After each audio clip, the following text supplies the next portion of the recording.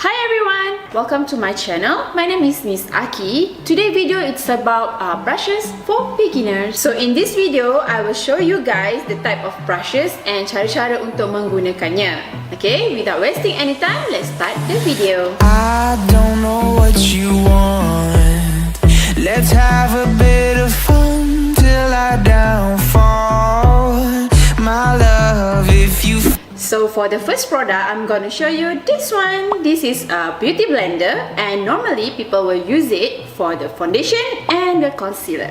So cara-cara nak gunakan beauty blender ni, you just letak sedikit foundation you and then you can slowly dab to your face. The best part untuk beauty blender ni, dia akan full coverage you punya foundation dan dia sangat senang untuk you blend. So selain daripada beauty blender tadi, you boleh gunakan brush ni. Okay, this one call it as a buffer brush, which is dia akan coverage you punya foundation juga. So you just dab and then you just buffer. So dia akan full coverage you punya foundation. It's quite easy and very nice.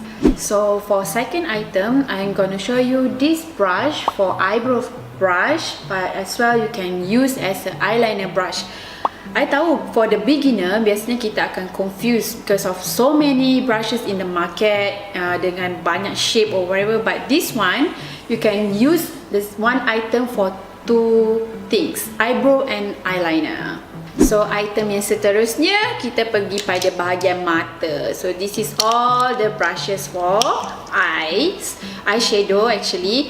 So I tahu for beginners, of course you feel like so confused with it, but it's okay, I gonna choose yang penting saja untuk you guys. So for the beginner, I will suggest you guys to use at least these three brushes. Okay, for the first one, I take this fluffy one. Okay, normally people will use this one as a base, your eyeshadow base, which is for the first color, and you just put at your crease atau kelopak mata for the first one and you just blend it well.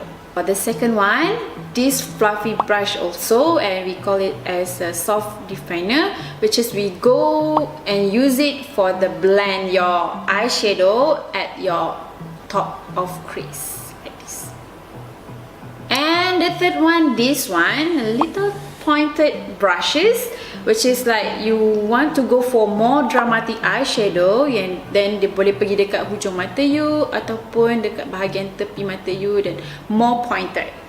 So next saya akan tunjukkan you brush untuk concealer. Okay, this is brush for concealer or face shape.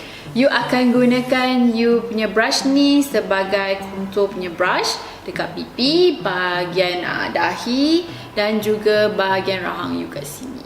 Okay, so move forward, I'm gonna show you this kind of brush, which is dia ada a bit angle, if you can see here. Dan biasanya kita gunakan brush ni untuk kita pakai blusher.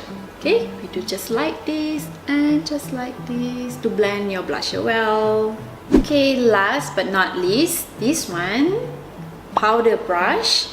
Normally kita akan gunakan powder brush ni untuk pakai powder or loose powder. We just dab a bit inside your powder and then we shake a bit and put all over your face. So that's the type of brushes for beginners. I hope you guys really learned something from my video, and if you really enjoy my video, do a thumbs up and see you guys next time. Bye.